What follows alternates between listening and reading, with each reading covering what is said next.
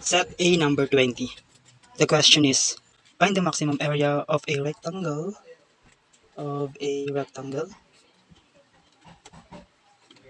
Inscribe in a semicircle of radius 5 inches. If it lies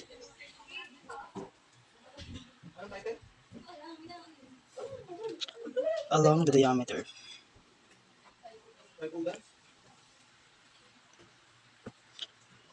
of its semicircle. Okay, first, ang gagawin natin is mag-graph muna tayo para malaman natin yung eksaktong size niya. Graph, line Y and line X. As you can see from the diagram, the area of the rectangle, gawin natin rectangle para mas magandang tingnan. Yan, rectangle. The area of the rectangle is 2xy. However, there is a relationship between x and y because they lie on a circle. So, gagawin natin x squared plus y squared is equals to 25 kasi sabi, lie on a circle. Then proceed. Next procedure is x squared plus y squared. I-differentiate lang natin. In the first pala is 5 squared kasi 5 times 5 is equals to 25. So then, y squared is equals to 25 minus x squared.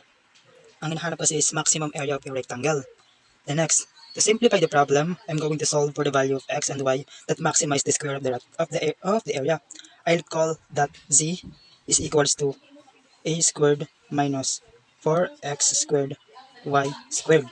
I can make c a function of one variable by substituting the circle equation. So that c squared is equals to 4x squared times 25 minus x squared. So now, I have a function of one variable. To find the maximum, take the derivative and set it equal to 0. So, derivative naman ang gagawin natin. X squared ito. Okay, so now, dz over dx is equals to 4x squared minus 2x plus 25 minus x squared times 8x. Differentiate lang natin yung pag-derivative natin. So, dz over dx is equals to negative 8x cubed plus 200x minus 8x cubed. Then differentiate again. dz over dx is equals to 200x minus 16 cubed. And then again, differentiate lang, patuloy lang natin. dz over dx is equals to 8x times 25 minus 2x squared. Then lastly, dz over dx is equals to 8x times 5 minus square root of 2 times x plus 5 plus 2 square root of 2. Ay, dito lang pala yun. Wala nang 2 dito kasi square root of 2 lang sinasabi times x. Leads that to a negative x value that doesn't make sense in this problem. So then, x is equals 5 squared, 5 over 2 rather, times square root of a2. Then proceed lang. Y squared is equals to 25 minus 25 over by 4 times 2. Next, differentiate again. Y squared is equals to 25 over by 2 kasi 4 divided by 2 is equals to 2.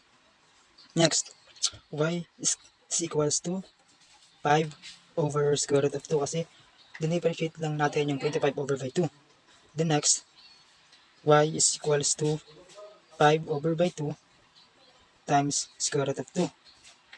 So then, the maximum area, nakuha na natin, the maximum area will be, yung A dyan is represent as A area, then max is the maximum, is equals to, yung 2xy natin, papalitan na natin, substitute natin yung mga nakuha natin, which is, maximum area is equals to 2 times yung x dyan is 5 over by 2 times square root of 2 times yung y naman is equals to 5 is over by 2 times square root of A2. Then, so that the maximum area, pag differentiate lang natin yan, ang nakukuha is 25. For the set letter B, number 25, the question is, find the second derivative of W is equals to 4 second times square root of X. The answer is W prime is equals to 4 second times square root of X. W prime, may X pala dito. W prime of X is equals to second times X raised to 1 half times X raised to 1 half second squared times X raised to 1 half plus X raised to 1 half tangent squared times X raised to 1 half minus tangent raised to X to 1 half all over by X raised to 3 halves. Set C. Inverse trigonometric function. The question is, find y prime of the given implicit functions. Number 20. Sine raised to negative 1 times xy squared is equal to x plus 1. So, ang hinahanap lang natin dito is yung solve for the xy squared. Try to solve the xy squared is equals to sine times square root of x plus 1. Y is equals to square root of sine times square root of x plus 1 all over by x. So, ang hinahanap is solve for x and y. So, dalawang possible answer, the positive and negative. First is the y is equals to square root of sine times square root of x plus 1 all over by x.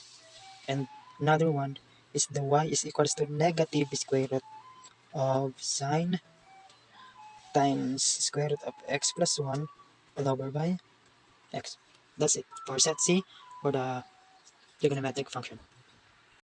Set D, hyperbolic function and inverse hyperbolic function. Differentiate the given function. Number 25. So, ang gagawin naman natin dito is to find y and v for the given y. Okay. Pi is equals to r times 5x plus 1. Then, proceed to y times arc tan times e over by x plus 1